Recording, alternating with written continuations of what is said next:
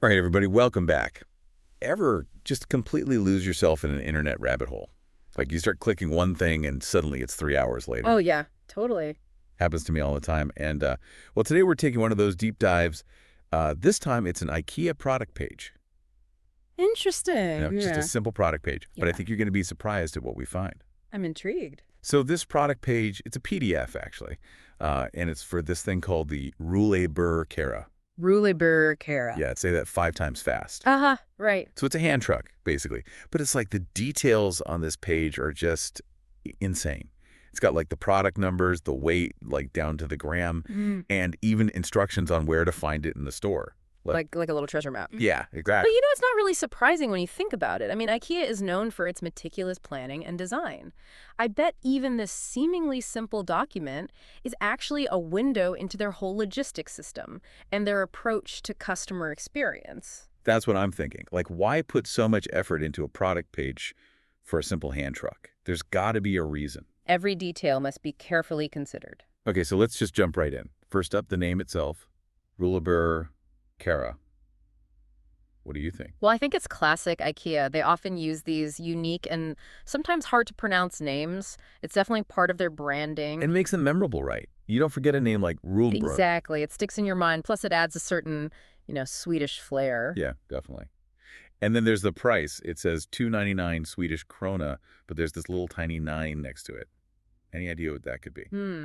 That's interesting. It could be a way of displaying customer reviews, maybe, like a subtle rating system. That would be pretty clever. Yeah, and it makes sense because IKEA is all about customer feedback. True. Okay, so moving on, there's this section called Alt Om Dit Packet, which basically means all about your package. Gotta love that IKEA lingo. And here's where it gets really specific. Like it says you need to pick up one package, then package weight is 2.65 kilograms, and the long side is 93 centimeters, and the wide side is 33 centimeters.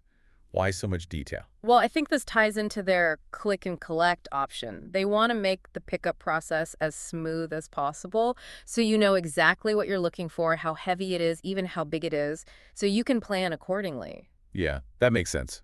Especially if you're trying to fit it in your car or carry it on the bus. Exactly. They've thought of everything. But wouldn't all this detail be kind of overwhelming if you were actually shopping in the store? It's an interesting balance they're striking. They want to provide tons of information for online shoppers, but they also have to consider the in-store experience. Maybe they figure most people are shopping online these days anyway. It's possible. Okay, so the next thing that jumped out at me was this line that says, "Hit det här." Which means? Find it here. Ah, okay. And then underneath it says, Spar and Förvara, which is Swedish for, you guessed it, storage and organization. So they're literally telling you where to find the hand truck in the store. Yep. Like it's a built-in store map. That's pretty cool. Like they know people are going to get lost in that IKEA maze. Which, let's be honest, happens to the best of us. Oh, absolutely. And then there's one final detail I want to point out, and it's the mention of Linköping. Linköping. Yeah, Linköping, Sweden. It says the Rullebör is available for click and collect. Yeah. And it's also in stock at the warehouse in Linköping. Ah, so this product page is actually tailored to a specific customer in Linköping. That makes sense. Yeah, it seems like they're really trying to make it as convenient as possible for local shoppers. It's all about that localized customer experience. So what do we learn from all this? I mean, from just one product page? Well, I think it shows how much thought IKEA puts into every aspect of their business, even the things you wouldn't necessarily think about. And it also highlights their focus on customer service and convenience. Whether you're shopping online or in store, they want to make the experience as easy as possible. It's a fascinating example of how a global company can still cater to local needs. Yeah, totally.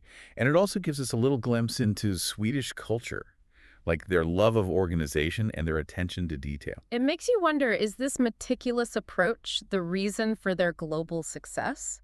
Or is it just part of their quirky charm? That's a good question. Food for thought, right? Definitely. Something to ponder next time you're assembling that flat pack furniture. Or trying to navigate the IKEA maze. Maybe you'll need a Rullebör to help you escape. Uh-huh. Maybe so. All right, everybody. That's our deep dive into the curious case of the Rullebör.